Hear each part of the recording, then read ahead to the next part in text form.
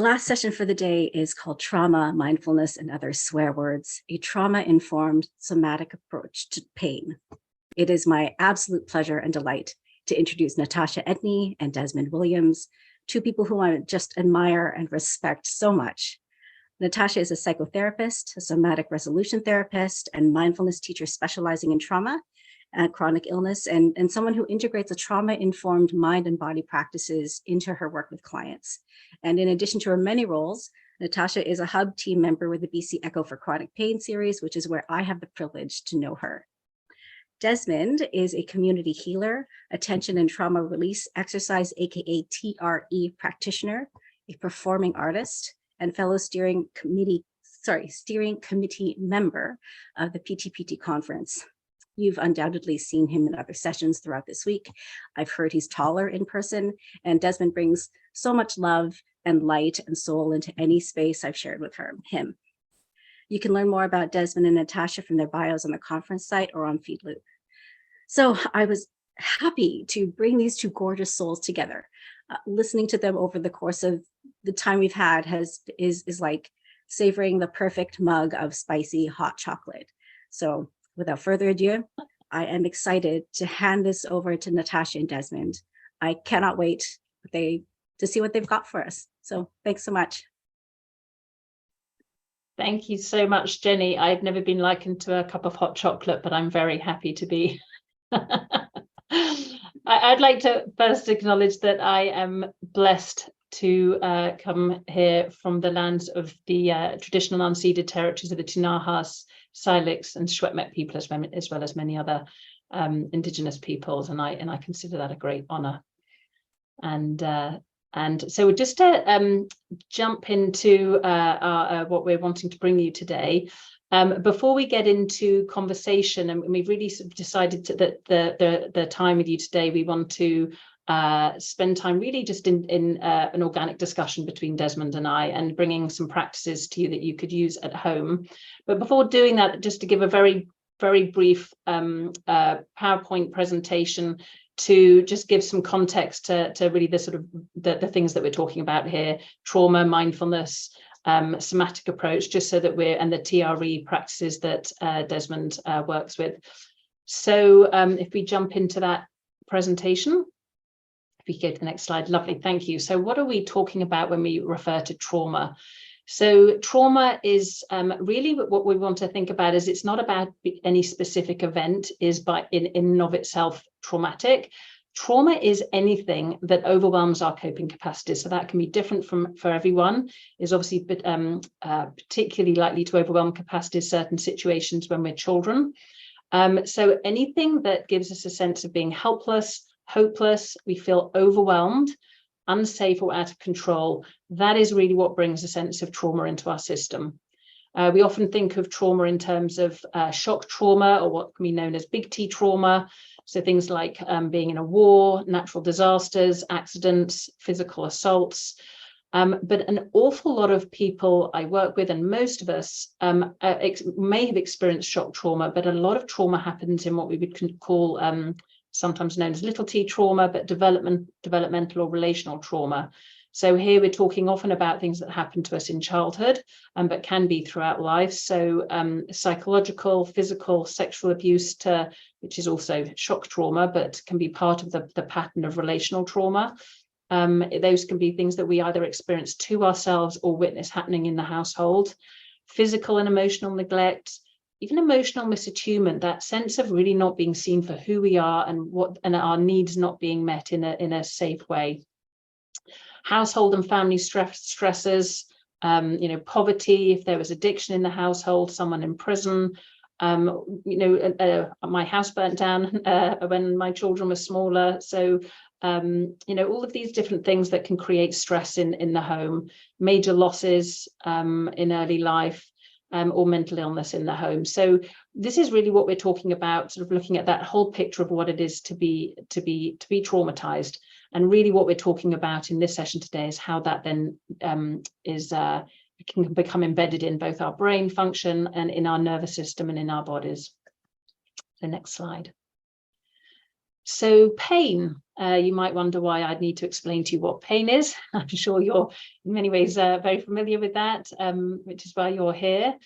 But I just want to sort of set the scene here to talk about how pain is acute pain when it happens in a moment of injury is an appropriate signal of a threat of harm. So if I fall and I break my ankle, I need to get a pain signal to tell me to get off my foot, or I'm going to do more harm. With chronic pain, we're talking about pain that's lasted for 3 or more months, and it can arise in 2 situations. One is where we have structural damage from injuries that haven't healed well, or progressive degenerative conditions. And there's also then a large proportion of people who have chronic pain actually have what we call neuroplastic pain. And with neuroplastic pain, this is where the brain is receiving safe nerve signals of sensations. Our brain is constantly getting sensation or nerve signals sent to our brain that things are happening in our body, different sensations. But our brain then misinterprets those signals and thinks that there's harm happening. And so it does the only thing it knows how to do, which is to send an alarm signal, which is pain. So we can think of a lot of chronic pain as being a faulty fire alarm. And just to give an example of this, or way of sort of thinking about this, my daughter once stayed in an apartment where every time she had a shower, the steam from the shower would set off the fire alarm in the apartment. Clearly there was no danger happening, there was no need for the fire alarm, everything was safe, but the fire alarm was getting it wrong. It was reading the signals incorrectly, and so it was sending out an alarm. So this is what's happening in our body. And it may be that it can be, if you like, purely neuroplastic pain, or it may be we have structural damage, but that fire alarm can, if you like, be playing too loudly, so we're getting more pain than we perhaps need to be with the structural piece. So the key thing here is that the brain is experiencing fear, and that is a key factor that accounts for pain. So next slide. So this really brings us to what is that, how do those 2 things intersect, trauma and chronic pain? So studies have shown a correlation between adverse childhood experiences, so those childhood traumas and stresses, and particularly when we've had a higher number of those, and the experience of chronic pain throughout life. So we do know that there is a connection. So what is that connection? Well, that's still being studied and trying to be understood. But if we think about it in terms of what happens with trauma, which is that particularly when it's happening to us in early life, that the trauma can change our brain physically. And the way it does that is that the part of our brain that sends alarm signals for danger literally gets bigger. And so our brain becomes hypervigilant to threat. This means that we can be in situations where there's there is safety, if you like, objectively, but our brain is interpreting situations and sending signals for threat. So, outside of chronic pain, we're more likely to get, for example, anxiety, panic attacks, and because we're in a state of that there's danger. So, I work with people who, for example, just going to the grocery store, and I don't want to use the word just, going to the grocery store can create a lot of anxiety and panic. Clearly, there's no danger objectively, but their brain is seeing danger there because of experiences that have happened for them and this high state of anxiety. So our brain becomes hypervigilant for threat. The other thing that happens in our brain with trauma is that different parts of our brain that need to be speaking to each other to help assess for whether or not a situation is safe, and those connections get broken down. And so again, our brain is less able to assess, is this situation safe or not? And so it's going to default to danger. And so when we think about chronic pain and what I was just talking about in the previous slide, that with pain, a lot of pain is happening where sensations in the body are being wrongly assessed as signs of danger. So the brain does the only thing it knows how to do in that situation to alert us to the threat in our body, and that is to send pain signals or to amplify those pain signals. And so we can see here where the sort of trauma and chronic pain intersects. And just want to mention as well that pain itself can, as I'm sure many of you have experienced, can become traumatizing in itself. The sense of feeling out of control and overwhelmed by what's happening in our body is can be incredibly overwhelming. And so you can see here where the pain-fear cycle can really perpetuate. Thank you. So what is somatic awareness? So soma means the body. So when we're talking about somatic awareness or somatic approaches to pain or life therapy, this means bringing mindful attention to what is happening in the body. And so the more we become familiar with body sensations and we're really sort of paying attention to them, this can help inform us about what our body and our nervous system really needs in any given moment. Excellent. So why mindfulness in this situation? Well, studies have with MRIs have shown that mindfulness practices can reverse the damaging effects of trauma on the brain. So the amygdala, which has got bigger, can start to shrink, connections can rewire. And so the practice of mindfulness, particularly if we do it on a regular basis, and studies have been done with, say, for example, 20 minutes per day for a 6-week period, those changes in the brain can start to happen, which decreases the likelihood of false alarm signals, both in life generally in terms of, for example, anxiety, but also with pain. Mindfulness also encourages awareness of what is happening in our body in a sort of non-judgmental, compassionate way, so that we can then better manage this. We can read what's happening in our body and better manage the symptoms of stress, trauma, pain, and that can empower us to stop the runaway train of fearful thinking, which adds to that cycle of fear and pain. And mindfulness can also support us change our relationship to pain, but I'll talk more about that as we go on in the conversation. So I would love now to hand over to Desmond, who is going to tell you about TRE. Well, and that's a great transition. Thank you, Natasha, for all of that baseline information, just so that we kind of get all on the same page. And one of the reasons that I'm grateful that I get a chance to introduce TRE today, because in our conversation, it will likely come up a whole bunch about my experiences and some of my viewpoints about the things that we're talking about based off of my practice and a lot that I've learned through the practice of TRE. And so, hello, everybody. My name is Desmond.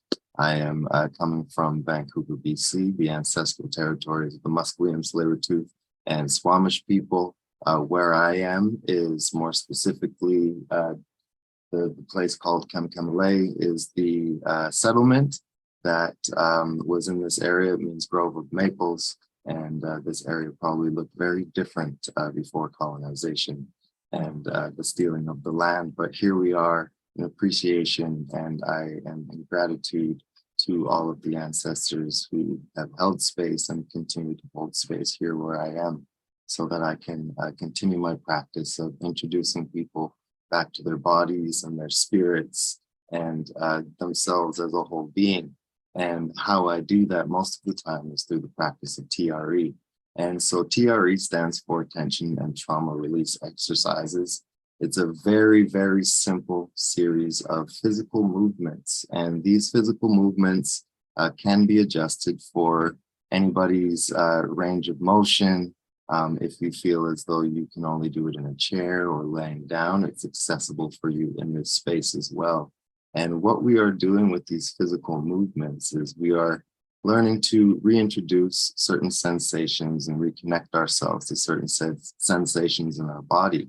And what this practice does is it leads to the eventual evoking of tremors in our body. And so the shaking and the release of tension through muscular release is something that what it actually is the release of energy from past fight or flight experiences that we have not had the opportunity to release in the moment. So all of the times maybe in your past that you feel like you might want to punch somebody in the face, but you didn't do it because it was not socially acceptable, or maybe like myself, you're somebody who tries to be nonviolent. That energy still gets stored in our body, in our memories. And so what this practice is tuning into our body and allowing it to release the energy and have some of the experience of the sensations that are needed to be felt that we're often pushing down. And so this is a somatic practice. It's something that really is connecting us to our body.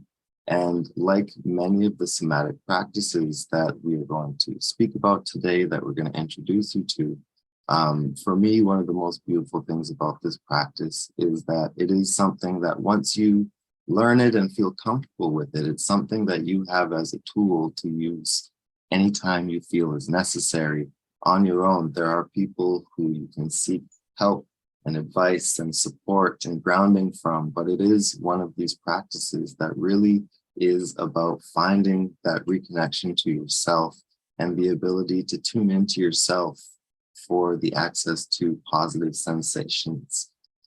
Because really, for me, one of the things that I recognize as a person who lives with chronic pain, so I've been in pain since I was about 7 years old, so I'm coming up on about 30 years of chronic pain, starting with my knees and moving up into other spaces in my body. I was eventually diagnosed with ankylosing spondylitis when I was 20. And one of the things that I found is that the relationship with my body became very degraded. I started to have a very negative viewpoint about how my body was, who I was as a person. I was once an athlete, and so my identity that was based around my physical well-being and ability was taken away. And so when it came to how I felt about my body, it was a very negative viewpoint. And so one of the things that I have found as a benefit of practicing TRE and other somatic practices is that it has actually started to help me rebuild my relationship with my body, so that not only is it a space that I actually appreciate being a part of, existing in my physical structure, despite the fact that I still do live with pain regularly. It's something that allows me to look at myself as an entire being, as a whole being, and something that isn't broken or, past the point of no return, because I did feel like that at certain points in my life early on, which, when you start to feel about yourself in that way, it can spiral into all of the other directions of your well-being. So it's not just physical and mental, but spiritual and emotional as well. And when all of these spaces start to become deficient, it really does not look so good, especially when you're in your early 20s. And so, all of these practices that we're going to speak about today, and TRE for me specifically has been one of the most effective and useful practices. These are things that we can do to reconnect with our body, but not just with our body, our nervous system, which is woven into all of our systems in our body. And something that many people aren't as connected with is their vagus nerve, which some studies have shown that when we are more connected with our vagus nerve and we learn practices to tone our vagus nerve, it is easier for us to access states of calmness, safety, and rest and digest, you can say. And it allows us to have a little bit more access to those spaces and not have our sympathetic nervous system be so strong that it just takes over in every situation. Because in certain theories, like the polyvagal theory, it shows that, the more that you use something, the stronger it gets. And so if all we use is our sympathetic nervous system, we're always just reacting, then our rest and digest system kind of starts to get a little bit weaker, not as effective. And so once we tune into more practices that can help to tone that vagus nerve, to bring more balance, because the fight or flight is something that is there, it's useful, it has helped us in the past to survive and bring us to this point. It's not that this is a system that shouldn't exist, it's that we need to have access to the other spaces as well, to be able to come back to a state of safety, a state of calm, state of groundedness. And it's very, very helpful to have tools that can do that when you're on your own, when you're in a space where you need it, just in the moment. And so I believe this is a good space for us to transition into our first mindfulness exercise with Natasha. So I'm just going to hand it off to you. Thank you, Desmond. I so appreciate everything you're sharing. And really what I'm thinking about here is, as Desmond was saying, when our nervous system is so jacked, for want of a better word, with that, the anxiety and with this experience of pain and all of the tension with that. You know, one way to think about it is with trauma and with pain, we have a natural impulse to just keep on looking at what's not working. You know, I know I've been experiencing a lot of pain in the last few weeks, and I'm just noticing how much the first thing I do if I wake up in the night or in the morning is I go straight there to check what's happening with it. So we want to keep on looking at what's not okay, what's not working. And that's a natural process in our brain. So if I was to see if I'm going for a walk and I'm seeing this bird singing and the sun's shining and it's a beautiful day and the wind's on my face, but then I see a bear, the only thing my brain wants to pay attention to is not the bird singing or the sun shining. It needs to look at the bear because that's where the threat is. So in the same way in our body, we'll notice that our attention will keep going to what's hurting. And then, as Desmond said, build this very negative relationship with our body, and it becomes a dangerous place. So I just wanted to do a short practice, first of all, something that you can use in, you know, even quietly in a moment in company, or doing it when you're, you know, you have more time. And it's really sort of trying to expand our awareness out from this hyper focus on what is not working and what's hurting to somewhere else that's safer, so we can give our system a little bit of a chance to find that place that Desmond talked about, that little bit of more safety, more rest, and so we can come into that parasympathetic nervous system. So if I could invite you all to take a moment, if you're comfortable with it, closing your eyes or just dropping your eyes so that you can sort of bring your attention inwards, getting yourself in whatever position feels comfortable enough for you in this moment. And taking a moment, first of all, to just settle in, maybe check in with how you're doing in this moment generally in your body. If you're sitting, maybe notice your feet on the floor, taking in those points of contact, or whatever surface is beneath you, just noticing that surface connecting with you. And then perhaps, first of all, just touching in very briefly into an area in your body that is hurting right now. It is in more discomfort. So just imagine you can sort of, you know those places well. You can go very quickly to that place and just noticing it, noticing what happens when in your whole system, in your mind, in your chest area when you bring your attention there. And then we're going to choose in this moment to pull our attention gently somewhere else. So we're going to take a moment to scan our bodies for somewhere else that is safer, somewhere that perhaps has no pain, no discomfort, or even less. If it feels that it's everywhere, then just find somewhere where it's a little less. And if you're looking, you might even want to think about, you know, if you're someone who has pain in lots of areas in your body, think about places you don't often think about. It may be your eyelids, it may be the tip of your nose, the lobe of your ear, your big toe. So wherever it is for you that feels a little bit safer. And I'm going to invite you to spend some time exploring that area. As if we want to really notice what's happening there. Is it warm? Is it cool? Is there tingling? Is this an area where I just don't feel anything? Just going to spend some time hanging out here for a while, getting to know it. Maybe feel around the edges of that area. So if I'm in, for example, in my earlobe, I can sort of explore what happens as I go up my ear a little bit. Come back to that area.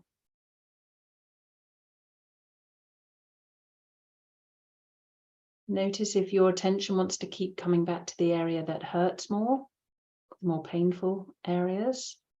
That is a natural thing our brain's going to want to keep doing, checking out what's happening elsewhere. And we just notice that's happening and gently bring our attention back to focus on this area that feels a little bit safer in this moment.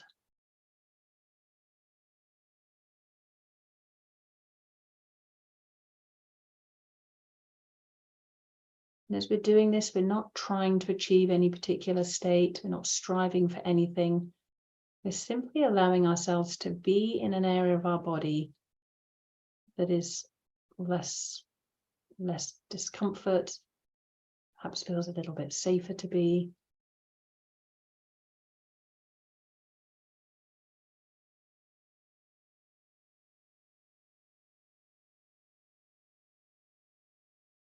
So we're getting to know other areas of our body and shifting our attention from this intense focus on what is not working to what is working okay in this moment.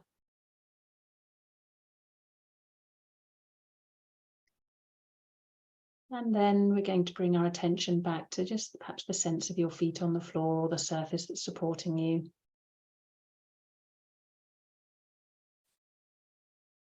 And whenever you're ready, opening your eyes and bringing your attention back into this conference space.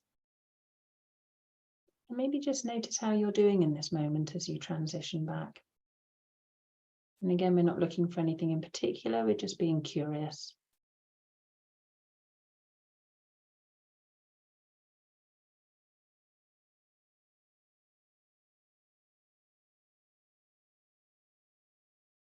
Desmond, I'd love to hear what you're noticing in this moment.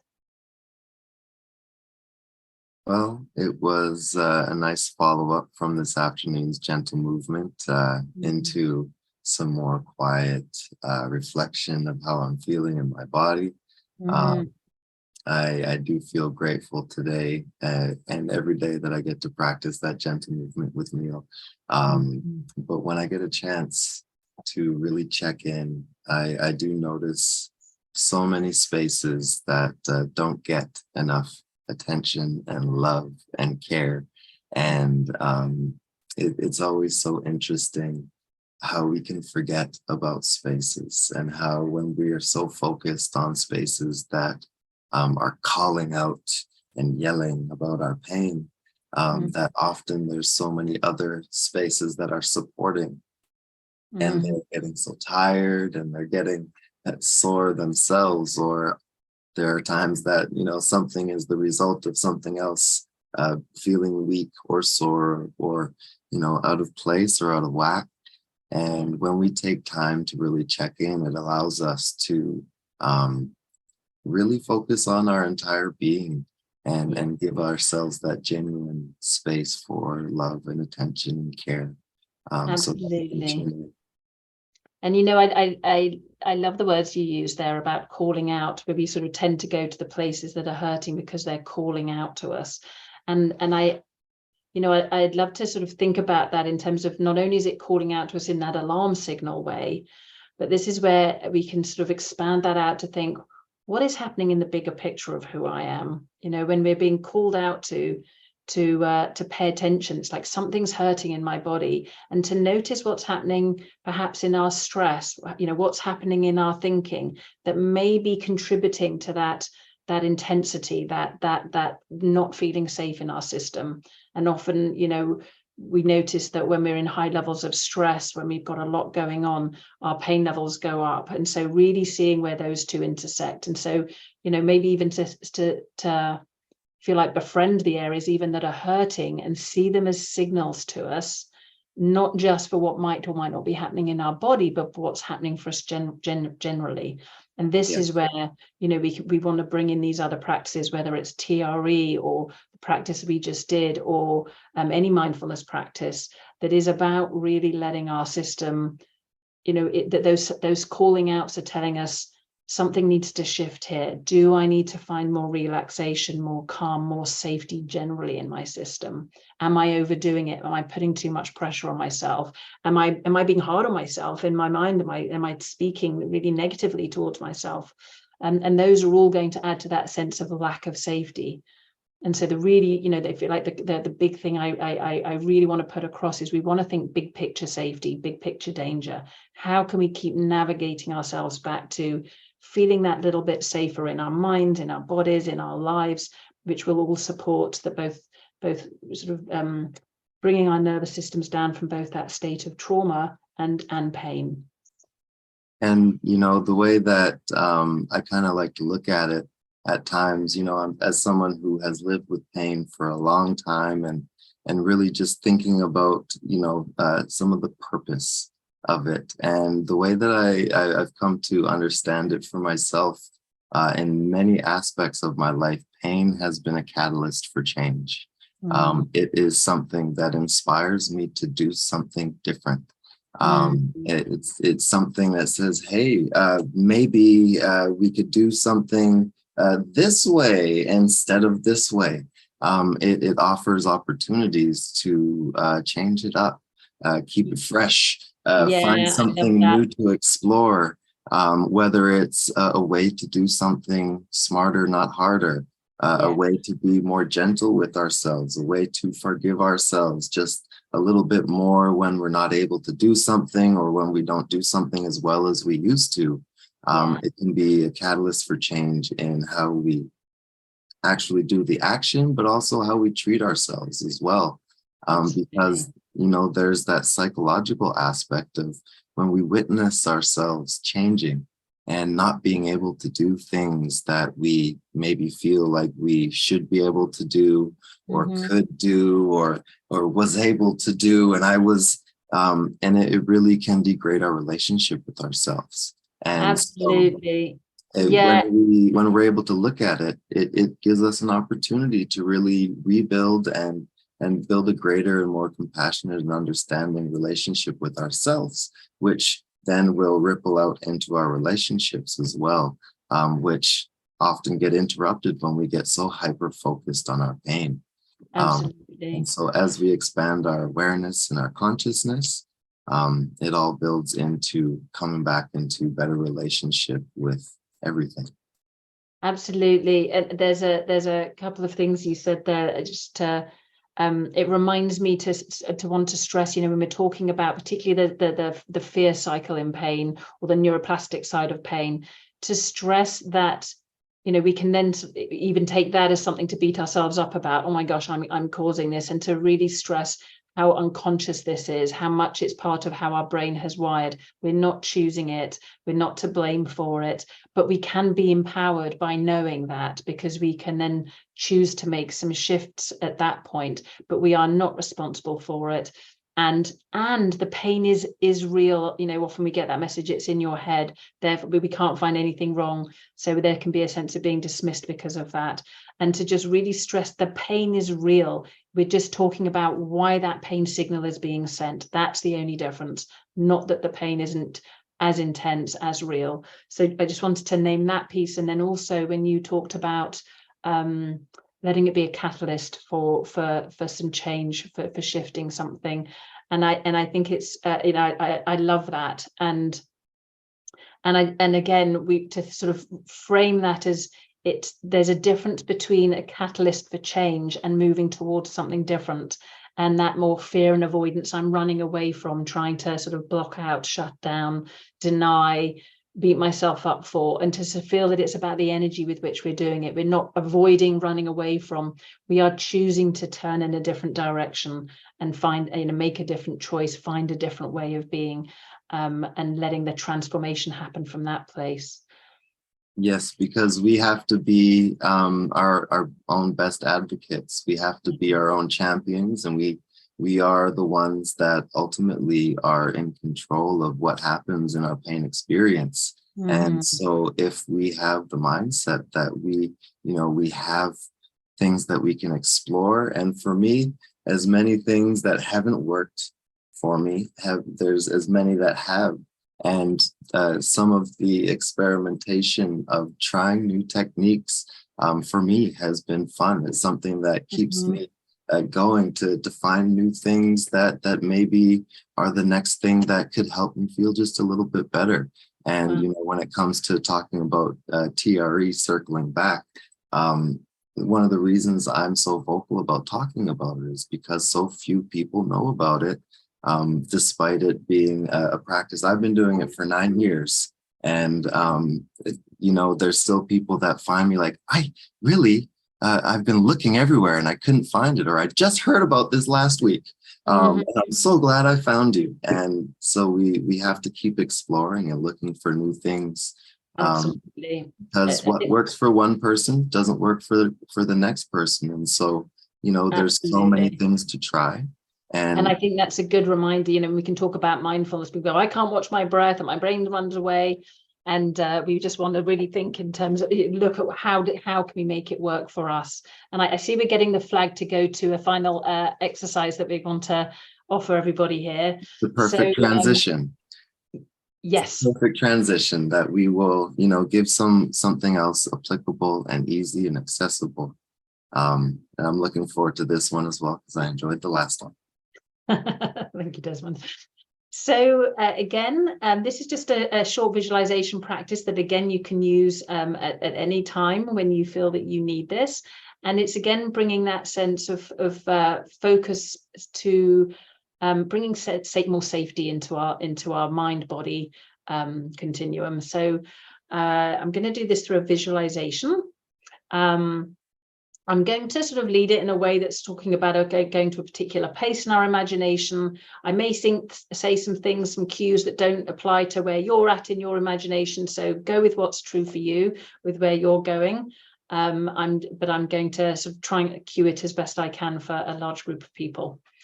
So let's take a moment again to get yourself as comfortable as you can in whatever position that is, sitting down, lying down, standing. Take a moment to close your eyes if that's comfortable for you, or again, just lowering your gaze so you can bring your attention inwards. And feel your feet on the floor, or feel the surface beneath you, whatever that is.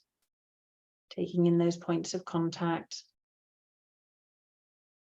And as we do that, we're simply bringing our attention into our body. So it's like slowing down, cutting out all of the external stimulus, and bringing our attention into this body that we live in. Maybe notice how you're doing in this moment. Notice how the breath's moving through your body.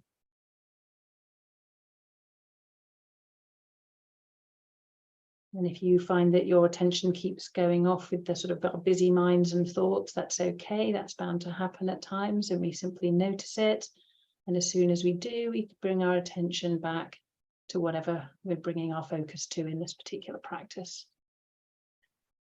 So now I invite you to bring to mind a place that either you've been to or in your imagination would love to go to, somewhere that feels calm, feels safe. It may be somewhere in your home, it may be somewhere outside. For me, it's always in nature. And I want you to just really look around for a moment and see that place that you're in. Take in where you are. If you're in nature, you might notice the trees, the plants. Is it sunny or cloudy?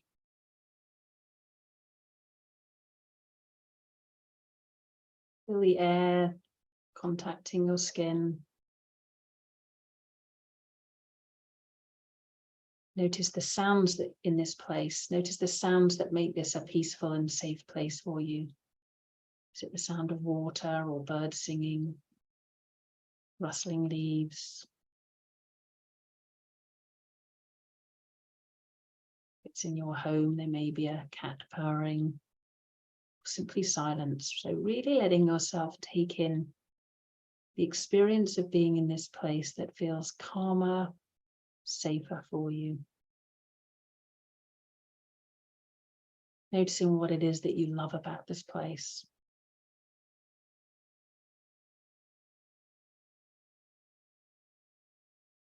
And as you take all of these different cues in, notice how it feels in your body when you're in this place that feels calmer and safer. Noticing your breath, you might notice a slowing down in your body, the deepening of your breath.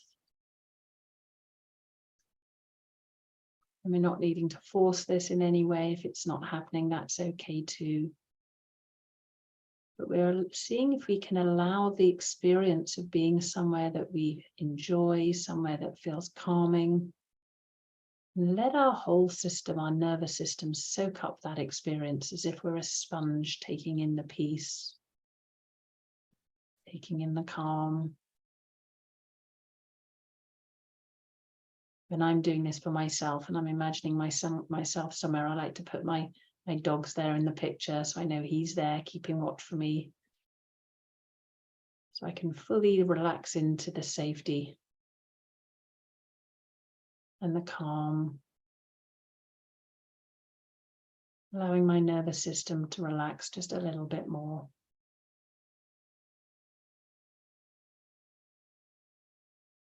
We might choose to have someone with us in that space, someone who we feel really calm and comfortable with, someone who adds to that sense of safety, whether that's an animal or a person. We may choose to be there by ourselves.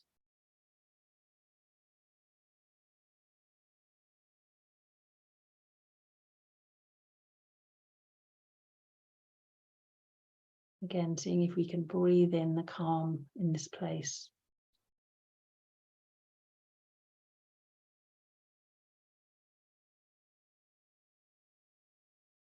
You might notice as you sit here, there are places in your body that are very used to holding on with tightness and tension. For me, I notice my shoulders get tight. So I can bring attention there, and as I soak in this calmer space, as I breathe out, release just a little bit more, letting go. Again, not forcing anything. Nothing has to release if it doesn't want to, but just allowing it if it's ready to.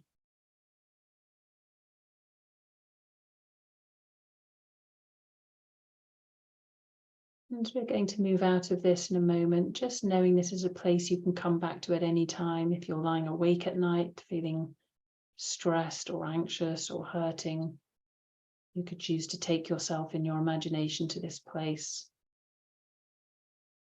bringing it to life as best you can, and letting your body and nervous system soak up the experience of being somewhere a little bit safer,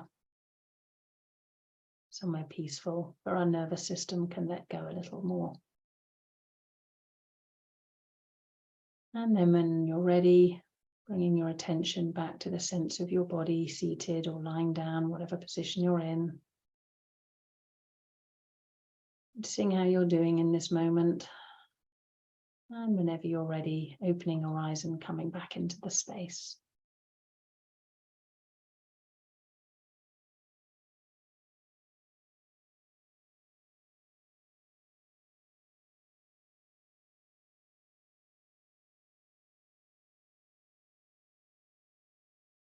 I notice even as I'm leading that, my nervous system settling that little bit more. So thank you for letting me lead this.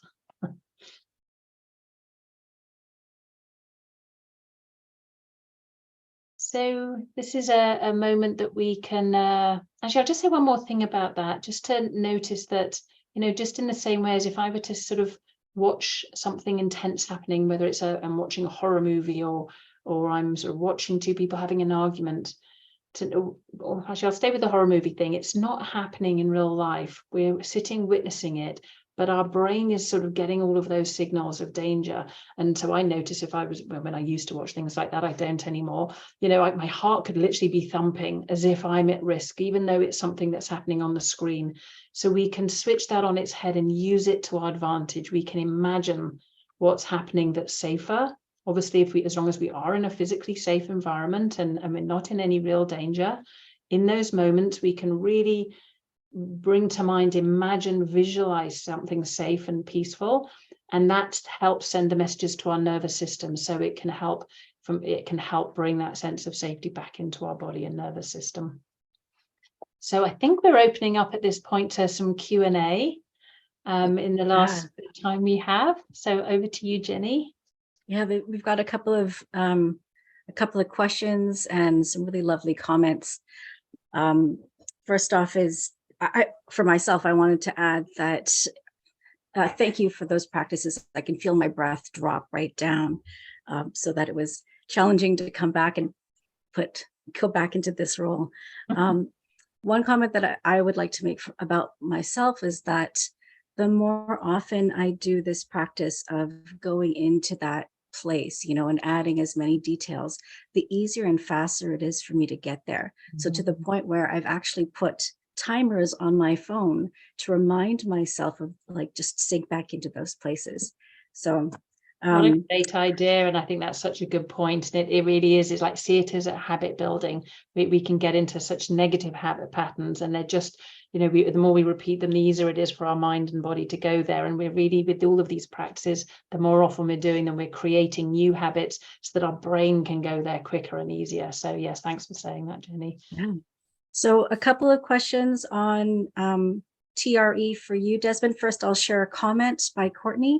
I did a TRE session recently. It released a surprising amount of emotions that needed to be felt, but also felt almost unbearable. I believe that TRE revealed for me that which I've been suppressing. I wonder if you have a comment for that, Desmond?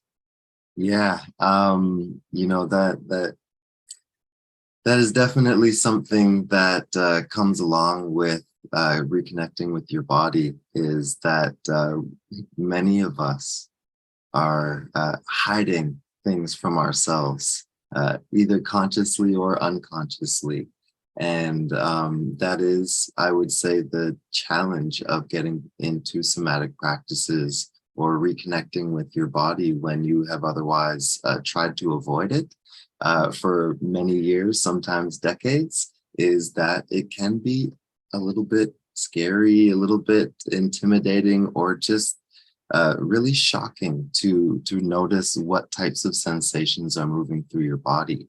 But I'm hoping that Courtney was able to, through that experience, whoever was guiding them was able to bring them back to a grounded space that felt safe for them. Because one of the things that I do when I'm guiding TRE as well is offering people the perspective that when these things do present themselves, it's our opportunity to have them witnessed, to be acknowledged, and to be felt, because it is what our body has wanted to say since whatever it was that happened.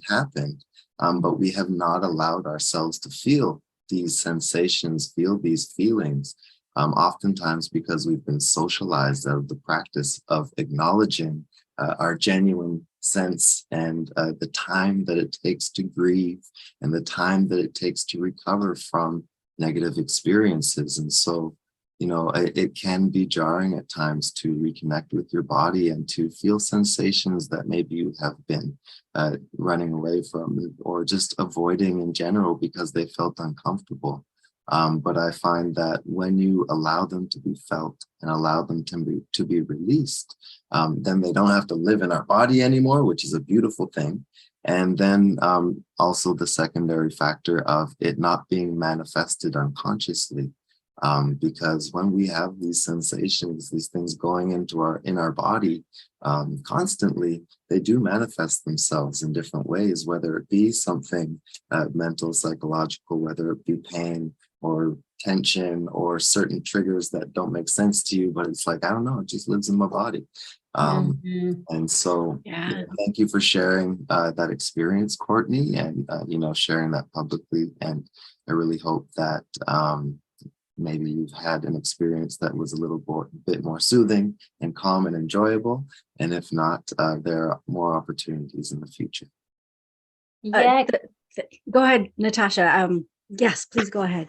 I was just going to sort of add one piece onto that. This is where we can also combine these different practices, because these things, it can feel overwhelming to have these sorts of releases.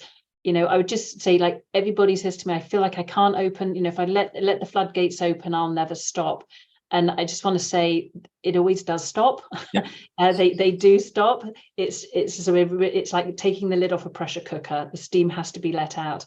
And we can combine the practices. So, for example, if moving between, say, one of those practices that can help bring safety in the system, and then doing something that allows this release, and knowing that we can always come back to that practice again. Can I imagine myself in that safe place? Can I take that walk in nature? Whatever it is that helps ground us again, as you said, that grounding afterwards, or feel safer again in our system if it feels unsafe that we're having these big emotions.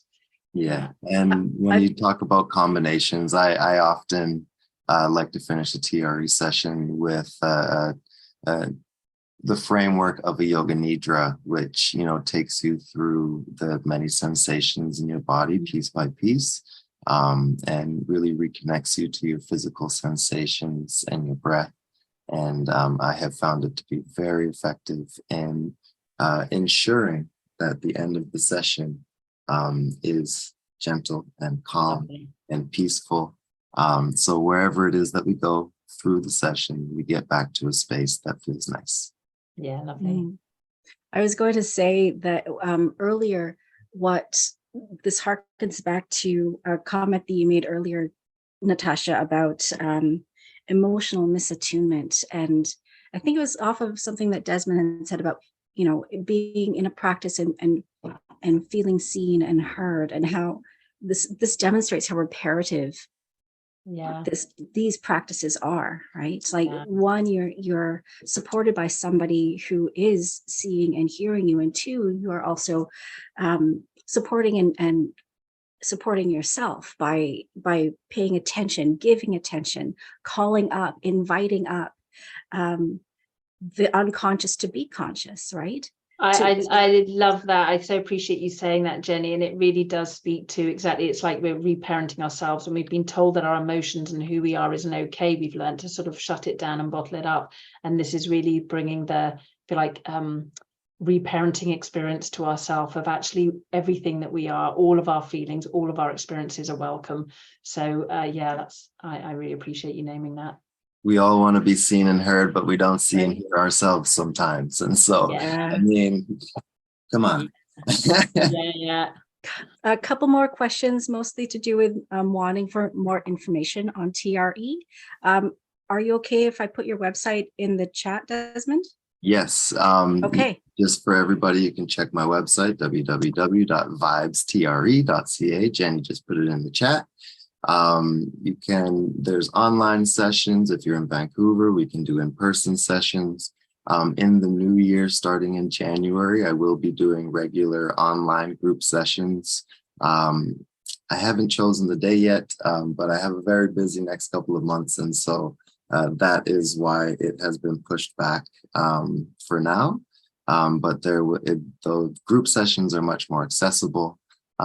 As far as price point goes, and just regular accessibility.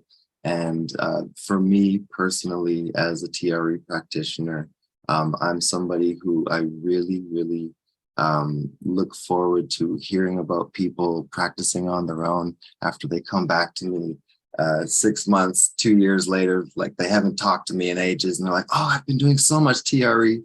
That's the most beautiful thing that I get to hear about doing this practice. And so I hope that, those of you who do get to access it and try or have tried it before, you're able to be empowered and learn to build that trust in yourself in exploring the practice, because it really is the power of the practice, is relearning how to hold space for yourself, learning how to explore the sensations on your own.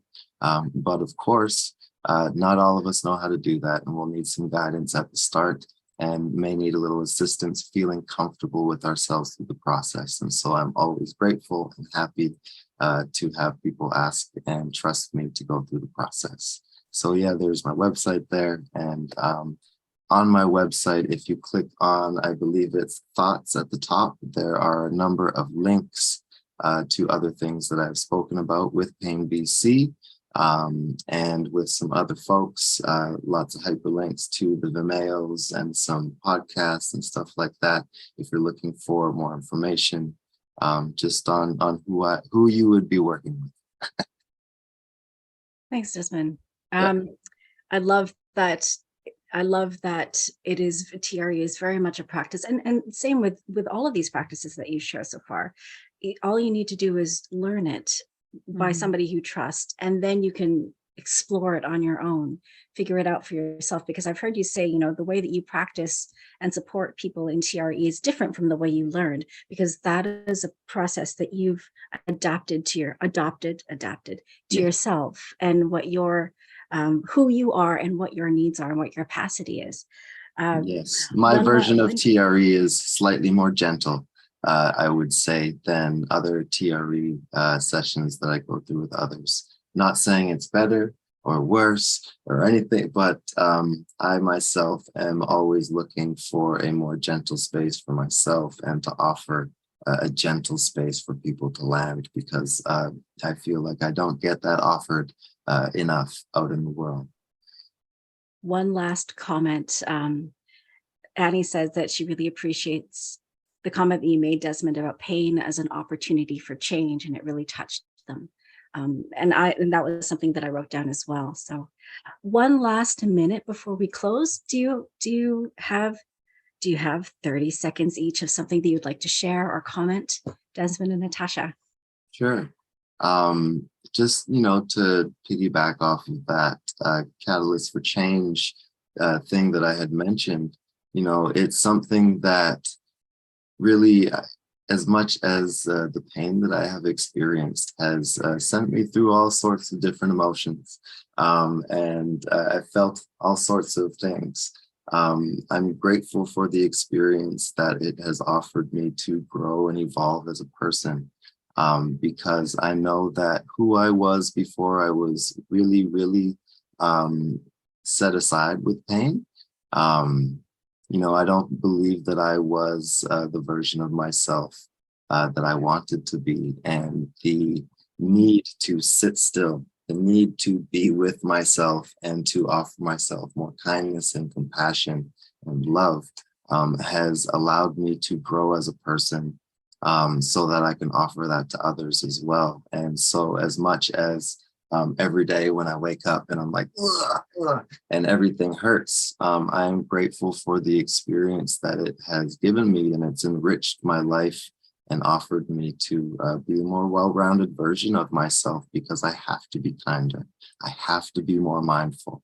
I have to be more gentle with everything that I do, because ouch, it hurts. And so, it turns out that I'm also a very sensitive person as well, but I didn't give myself to be so because I was busy being tough and athletic and manly. So, here I am offering myself kindness and love and gentle space. And, that change would not have happened if it wasn't for the pain that forced me to slow down. So thank you for offering me We that. got a swear word in there, Desmond, an actual one. Natasha, how about you? Done. Oh gosh, there's so many things I could say. I think what's landing in me in this moment is, I think one to say it's often so easy for us to talk about it. And I just want to say, I've been reminded actually with what's been happening in my body in these last weeks, deeply reminded of, I know all of these practices, I teach all these practices, and when you're in that moment and you're in the grip of the pain or the anxiety, how hard it can be. So to just be gentle with yourself, this is not about having to be perfect at this, being, another thing to put pressure on ourselves. It is hard. And we can still keep gently, compassionately moving ourselves in that direction. And I echo what Desmond has said. A lot of the things that have happened for me, with going through cancer and with different pain conditions, they have been catalysts for change. They've been often they're a reminder to us of what we're not paying attention to otherwise, what we're not noticing that needs to happen in that whole being self. And so really listening to what's being called for in our whole lives, when we're struggling with what's happening in our body. Thank you, Natasha. Thank you, Desmond. One final comment from Lana basically is thanking you both for being authentically and genuinely you. And I share that sentiment as well.